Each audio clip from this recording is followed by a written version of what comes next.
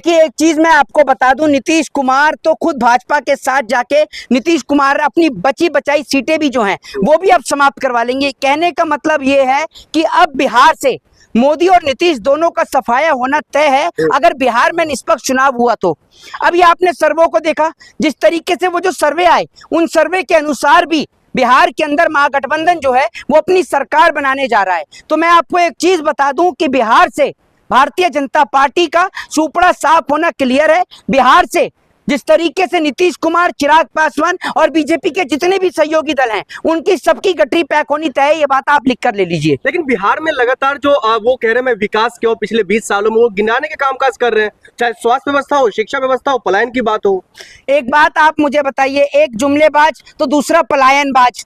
तो एक बात आप ये समझ लीजिए, ये दोनों बाज मिलके इस बिहार का बेड़ा गर्क कर रहे हैं। बिहार में आप मोदी और नीतीश के शासनकाल को मिलाकर देखिए, और बड़ी बात ये देखिए कि जब बेटियों पर, महिलाओं पर अत्याचार होता है, ना नीतीश कुमार बोलते हैं, ना चिराग पासवान बोलते हैं। और बड़ी बात ये कि चिराग पासवान अब चुनाव लड़ने के लिए तो बिहार पहुंच जाएंगे, वरना 24 घंटे दिल्ली में ही बैठे रहते हैं चिराग पासवान। आप देख लीजिए, आए दिन चिराग पासवान की तस्वीरें दिल्ली में मिलती हैं। तो एक बात आप मुझे बताइए कि वोट लेने के लिए तो आप बिहार चले जाते हैं, और जब बिहार की जनता परेशान होती है तो आप दिल्ली में बैठे होते हैं। तो आप किस मुंह से चिराग पासवान जो है वोट मांगने जाएंगे? रामविलास पासवान जो उनके पिताजी थे, उनसे जनता जुड़ी हुई थी, उनसे कनेक्ट थी। यही कारण था कि लोग जो है वो रामविलास पासवान को वोट किया करते थे, उनकी पार्टी को वोट किया करते थे। लेकिन आज लोग चिराग पासवान को भी नकार रहे हैं, नीतीश कुमार को भी और मोदी को भी नकार रहे हैं। ये बात मैं आपको बता दूं। चिराग पासवान जी पोस्टर जारी करते हैं, बिहार में मुख्यमंत्री पद खाली नहीं है।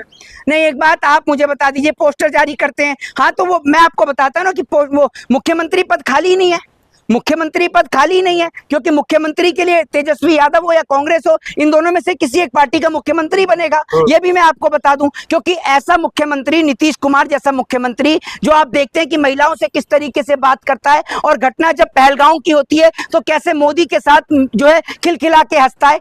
तो कमल जो है वो उन्हीं के दिमाग में खिलता है जिनके दिमाग में कीचड़ होती है, और कीचड़ इस टाइम पे गोदी मीडिया के दिमाग में भरी हुई है। इसीलिए तो जगह जगह मोदी जी का प्रचार और प्रसार करते हैं। दूसरी बात ये कि एक बात मैं मोदी जी से पूछना चाहता हूं कि जिस तरीके से गर्मी बढ़ रही है, तो मोदी जी ने जो पकौड़े की बात कही थी, तो पकौड़े ही बेचने हैं या कुछ शिकंजी और ठंडाई भी कुछ बेच सकते हैं? ये तो आप मुझे बता दीजिए, क्योंकि नौजवानों को तो आपने बेरोजगार कर दिया, और सबसे ज्यादा जो नौजवान जो बेरोजगार हैं आज के समय में, वो यूपी और बिहार के ही हैं। अगर हम जनसंख्या की बात करें तो जनसंख्या के मामले में भारत का जो उत्तर प्रदेश है वो जनसंख्या के मामले में पहले नंबर पर आता है। और आपको एक बात बता दूं, सबसे ज्यादा बेरोजगारी जो है वो उत्तर प्रदेश और बिहार में ही है। ये आप देख लीजिए, क्योंकि एक मुख्यमंत्री ऐसा है जो मुख्यमंत्री 24 घंटे हिंदू मुसलमान मुल्ले कटमुल्ले ये करने में बिजी रहता है, तो दूसरा मुख्यमंत्री जो है वो सिर्फ कभी इस पार्टी में कभी उस पार्टी में वो रंग बदलने में ही लगा रहता है। बिहार में नीतीश कुमार की सरकार क्यों नहीं बने? वो गुंडा राज खत्म किया, जंगल राज खत्म किया, सुशासन बाबू के नाम से जाने जाते हैं। एक चीज मैं बताता हूँ, जो मैंने बात कही थी ना कि जो कमल जो है वो कीचड़ में खिलता है, कीचड़ इन जैसे पत्रकारों के दिमाग में भरी है जो गोदी मीडिया के हैं, जिन्होंने नीतीश से पैसा लिया या भाजपा से पैसा लिया ये तो मैं बता नहीं सकता, लेकिन पैसा लिया है। तभी तो जब मोदी को आप बोलो, नीतीश को बोलो, तो इन्हें तकलीफ होती है। एक बात मुझे बताइए, कहते हैं जंगल राज खत्म हो गया। पुलिस जिसको कानून का रक्षक कहा जाता है, उसको बिहार में भी कुछ दिन पहले उसको ही गाड़ी से उड़ा दिया गया। एक महिला पुलिसकर्मी की उसमें मृत्यु भी हो गई, और आप ये देख लीजिए ड्राइवर फरार भी है। तो वो जंगल राज नहीं है? मुझे बताइए, वो जंगल राज नहीं? अब क्या हुआ, आवाज नहीं आई? ये नीतीश कुमार ने, बीजेपी ने जितना पैसा दिया था वो खत्म हो गया, पेटीएम पे वापस रिसीव नहीं हुआ। और पेटीएम की रिसीविंग की अब बात करें तो अब आपको बता दूं, अब तो बैलेंस चेक करने पर भी, एटीएम से पैसे निकालने पर भी जो है वो शुल्क बढ़ा दिया गया है। वो भी आपने देखा। एक और मोदी जी जो है वो डिजिटल इंडिया चिल्लाते हैं, वहीं डिजिटल इंडिया के नाम पर देश की जनता की जेब पर डाका